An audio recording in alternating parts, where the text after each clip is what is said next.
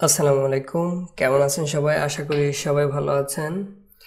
আজকের লেসন 27 আপনাদের সবাইকে স্বাগত। তো আজকের লেসন আমরা আলোচনা করব মেনু নিয়ে। ঠিক আছে, কিভাবে মেনু তৈরি করতে হয় এবং মেনু কত প্রকার। তো মেনু প্রধানত 3 প্রকার: normal menu, drop down menu, mega menu. তো আমরা আজকে আলোচনা করব নর্মাল মেনু নিয়ে। ঠিক আছে, নর্মাল মেনু কি এবং নর্মাল মেনু কিভাবে তৈরি করতে হয়। ঠিক আছে, আবার নেক্সট ক্লাসে আমরা আলোচনা করব ড্রপ ডাউন মেনু নিয়ে, কারণ নর্মাল মেনু এবং ড্রপ ডাউন মেনু যদি একসাথে করি তাহলে আমাদের কিন্তু এটা অনেক বড় হয়ে যাবে, কারণ আমি ফুললি এক্সপ্লেন করি সেজন্য। ঠিক আছে, তো শুরু করার আগে ছোট্ট একটি রিকোয়েস্ট করবো, যদি আমাদের চ্যানেলে নতুন হয়ে থাকেন চ্যানেলটিকে সাবস্ক্রাইব করবেন, আর যদি অলরেডি করে থাকেন তাহলে অনেক অনেক কৃতজ্ঞ আপনার প্রতি। আর আরেকটি কথা হচ্ছে, যদি আমাদের প্লেলিস্ট, যদি কোনো লেসন মিস করে থাকেন প্লেলিস্টটি এখানে আই বাটনে দিয়ে দেব, সেখান থেকে দেখে নিতে পারবেন। চলেন শুরু করা যাক।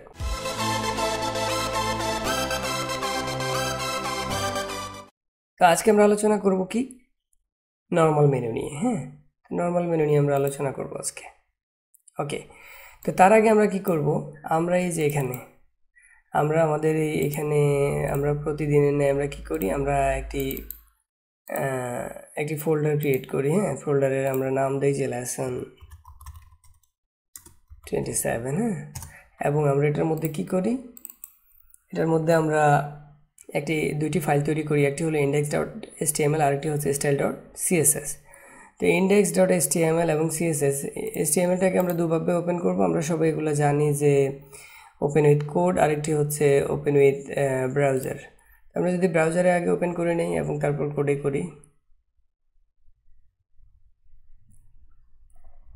ওকে, ব্রাউজারে আমাদের ওপেন হয়ে গিয়েছে। এখন আমরা কি করব, আমরা কোডে করব, কোড দিয়ে ওপেন করব।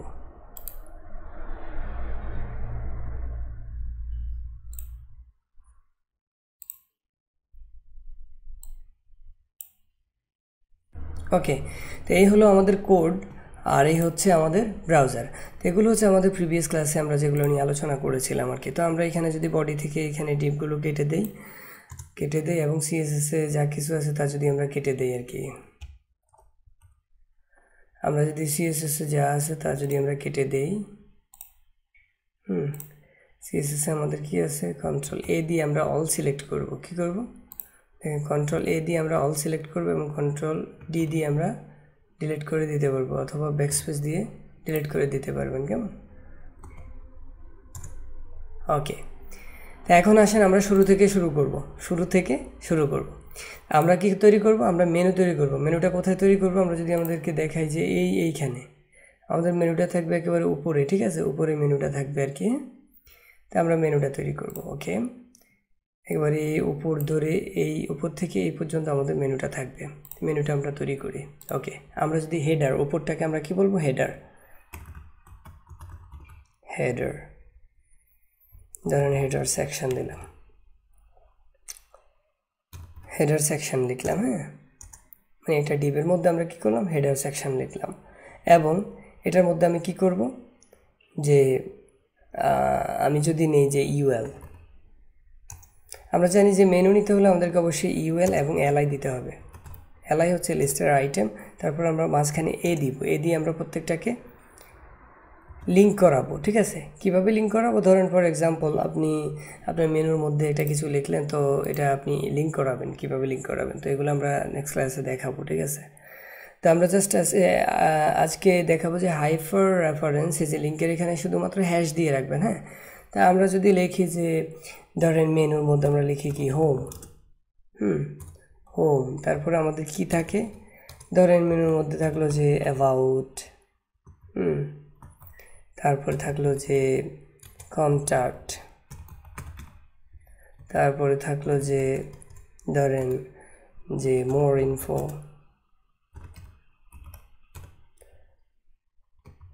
তারপরে থাকলো যে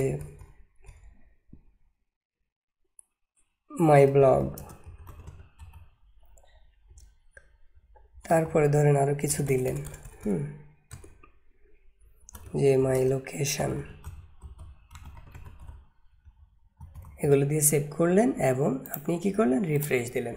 তাহলে এই যে আপনাদের মেনুগুলো কিন্তু এভাবে চলে আসছে। দেখেন মেনুগুলো কিন্তু এইভাবে চলে আসছে। আমি চাই না যে এইভাবে থাকুক, আমি চাই মেনুগুলো এইভাবে থাকুক, এই পাশ থেকে এই পাশে, ঠিক আছে। তো কীভাবে সেটা আমরা এখন সিএসএসে করব। সিএসএসে গেলে আমরা সব কিছু করতে পারবো। দেন আমরা চলে যাই সিএসএসে এবং আমরা প্রথমে এই যে হেডার সেকশন এটাকে আমরা কি করব, সিলেক্ট করব। এটাকে সিলেক্ট করব।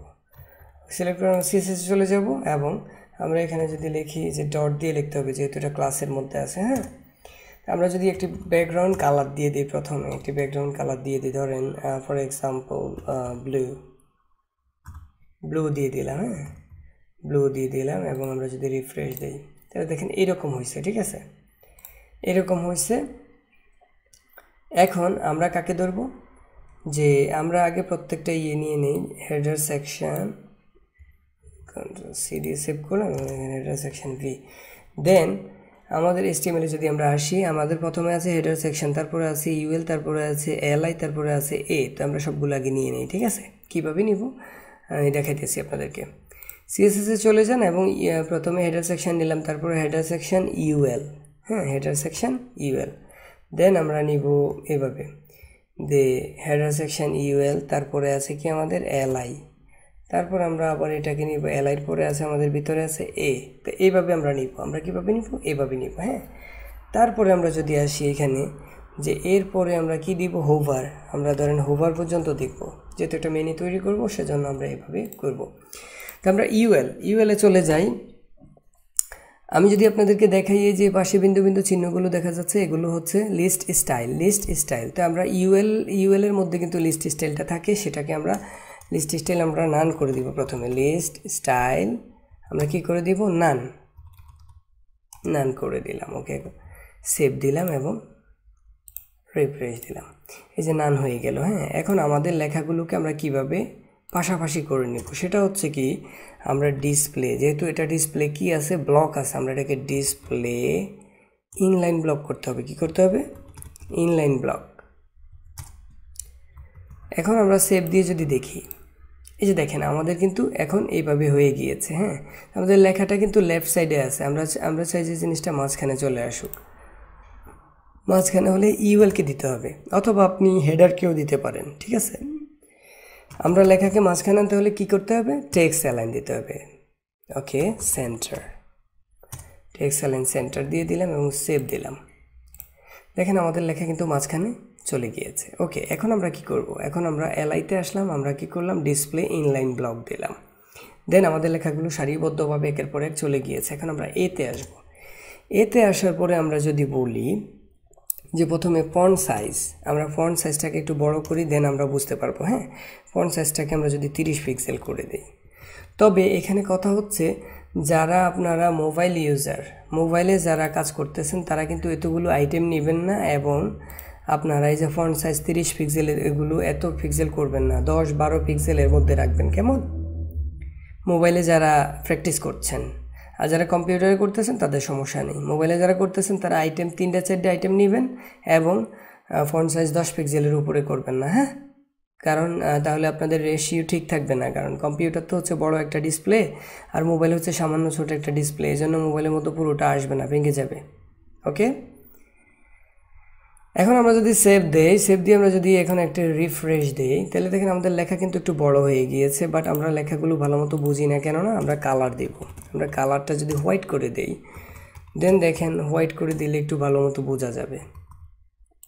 ওকে, হোয়াইট করে দিলাম, একটু বোঝা গেলে, তবে একটার সাথে আর একটা লেগে আছে, এই জন্য আমরা কি করতে পারি, আমরা প্যাডিং দিয়ে তাদেরকে একটু সরাইয়া দিতে পারি। হ্যাঁ, প্যাডিংয়ের মধ্যে আমরা জানি যে প্যাডিংয়ের প্রথম যে ভ্যালুটা সেটা হচ্ছে উপরে নিচে, আর পরে যেটা সেটা হলো, হ্যাঁ, প্রথম যেটা সেটা হচ্ছে উপরে এবং নিচেতে সে প্যাডিং করবে, আর সেকেন্ড যে ভ্যালুটা সেটা হচ্ছে লেফটে এবং রাইটে সে ভ্যালু করবে। তো আমরা যদি এভাবে করি, 25 পিক্সেল দিলাম। মোবাইল ইউজাররা অবশ্যই এগুলো কম করে দিবেন, ঠিক আছে। প্যাডিং একবারে সামান্য 5 পিক্সেল 10 পিক্সেল এরকম করে দিবেন, দেখবেন কত পিক্সেল করে দিলে আপনাদের কমপ্লিট হয়। তো এই যে এরকম হয়েছে আমাদের, ঠিক আছে, আমাদেরগুলো এরকম হয়েছে। তো আমরা যদি এটাকে করি display block, display inline block, sorry inline flex হয়ে গেছে, ইনলাইন ব্লক হবে, ইনলাইন ব্লক। ওকে, এই যে এখন কিন্তু এরকম হয়েছে, দেখেন, দেখতে পাচ্ছেন, যেহেতু এখানে এলআই আছে না, ইউএল এলআই তারপরে এই জন্য এটাকে ইনলাইন ব্লক দিবেন। হ্যাঁ, ওকে, এখন আমাদের লেখাগুলো কি হয়েছে, এই যে এরকম হয়ে গিয়েছে। তো দেখেন আমাদের লেখার নিচে যে ছোট ছোট দাগ আছে, কিন্তু এই যে সমান্তরাল কিছু দাগ আছে, এই দাগগুলো হচ্ছে কি দিয়ে আমরা দাগগুলো মুছে ফেলতে পারি, এগুলো হচ্ছে টেক্সট ডেকোরেশন। টেক্সট ডেকোরেশন মানে টেক্সটের সৌন্দর্য, এটা হচ্ছে আউটলাইন, ওভারলাইন এবং লাইন থ্রো, আমরা দেখছি না।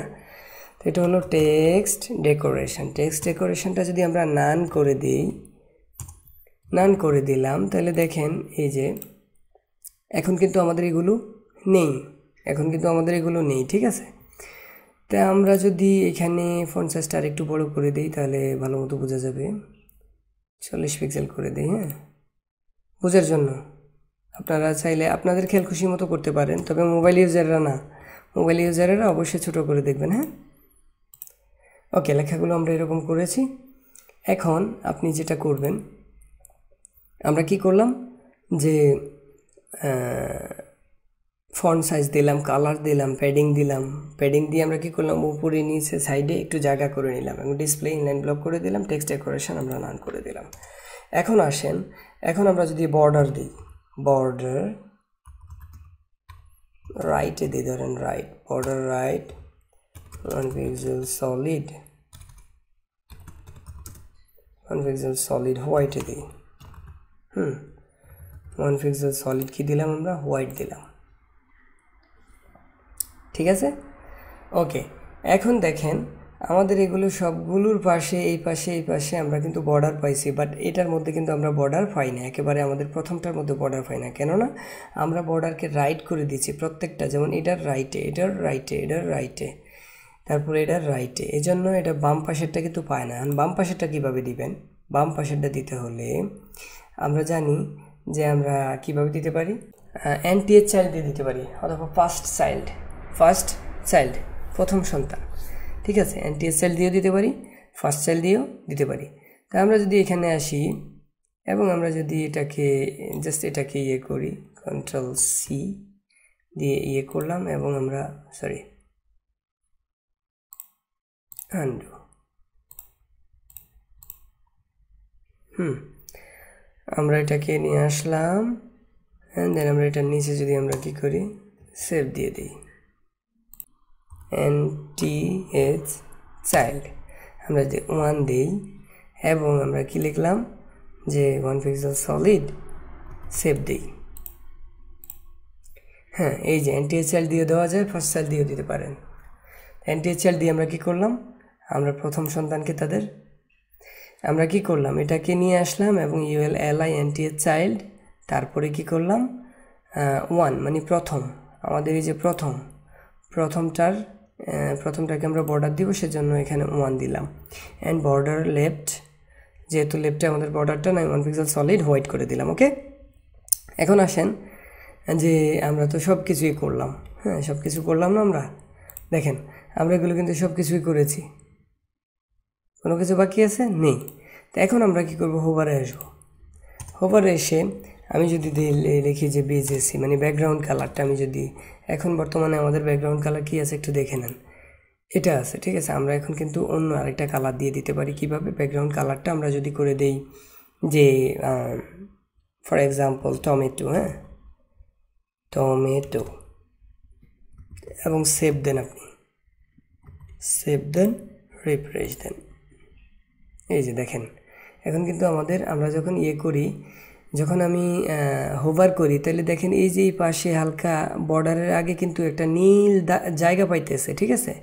এটা হচ্ছে একটা ডিফল্টভাবে একটা ইয়ে পাই, মার্জিন পাই আর কি, 5 পিক্সেল। তো এটাকে আমরা ডিফল্টভাবে আমরা ইয়ে করে দিই এলআইতে গিয়ে যদি আমরা লিখি যে মার্জিন, এটা লেফটে পাই, ঠিক আছে, লেফটে পাচ্ছে আমাদের, লেফটে আমরা যদি করে দিই -5 পিক্সেল, যেহেতু এটা, তাইলে দেখেন কি হয়। এখন সেভ দিলাম এবং ইয়ে করলাম, এখন দেখেন এখন কিন্তু ফুলভাবে পাচ্ছে। এখন কিন্তু এই যে মানে পাশে যে একটা গ্যাপ থাকতো, ওই গ্যাপটা কিন্তু এখন আর নেই, ঠিক আছে। তো এটা কিন্তু আমি যখন মাউসটা নেওয়া কি মাত্র হুট করে চলে আসে, তো আমরা এটাকে একটু ডিলে করে দিতে পারি। ডিলেটা কীভাবে করবেন সেটা হলো ট্রানজিশনটা আমরা যদি .5s মানে 5 সেকেন্ড দিয়ে সেভ দেই, অ্যান্ড দেন আমরা যদি এটাকে রিফ্রেশ করি তাহলে দেখেন এই যে আস্তে আস্তে আসছে। হ্যাঁ, এখন কিন্তু আসতেছে। এখন আস্তে আসে, বাট আমাদের লেখাটা কিন্তু সাদাই থাকে। আমরা কিন্তু লেখাকেও এখানে ওপরের মধ্যে কালার করে দিতে পারি। দেখেন কীভাবে আমরা যে জাস্ট কালার লিখবো, আমরা যদি কালারটা লিখি যে ব্ল্যাক, তাহলে মোটামুটি খারাপ হয় না। এখন সেভ দেন, সেভ দিয়ে এখন করেন, এই যে দেখছেন, এখন দেখতে পাচ্ছেন সবাই যে আমাদের লেখা এবং হোভারের সঙ্গে সঙ্গে লেখাটার কালার চেঞ্জ হয়ে যাচ্ছে। ঠিক আছে, তো এটা হচ্ছে আমাদের কি নর্মাল মেনু, এটার নাম হচ্ছে আমাদের নর্মাল মেনু। তো আজকে আমরা আলোচনা করলাম নর্মাল মেনু নিয়ে। ঠিক আছে, যদি প্রিভিয়াস ক্লাসটি দেখে না থাকেন তাহলে কিছুক্ষণ পরে আপনাদের সামনে ডিসপ্লেতে প্রিভিয়াস ক্লাসটি চলে আসবে, সেখান থেকে দেখে নিতে পারবেন। আর যদি আজকের ক্লাস নিয়ে যদি কোনো প্রবলেম হয়, সমস্যা ফেস করেন, তাহলে অবশ্যই কমেন্ট করবেন। আর যদি বড় ধরনের কোনো সমস্যা হয় তাহলে আমাদের ফেসবুক পেজে গিয়ে পোস্ট করে দিবেন। আমাদের ফেসবুক পেজের লিঙ্কটি আমরা ডেসক্রিপশানে দিয়ে দেবো, সেখান থেকে নিয়ে পোস্ট করে দিতে পারেন। তো আজকের লেসনটি এ পর্যন্তই। That's it for today. Thank you so much.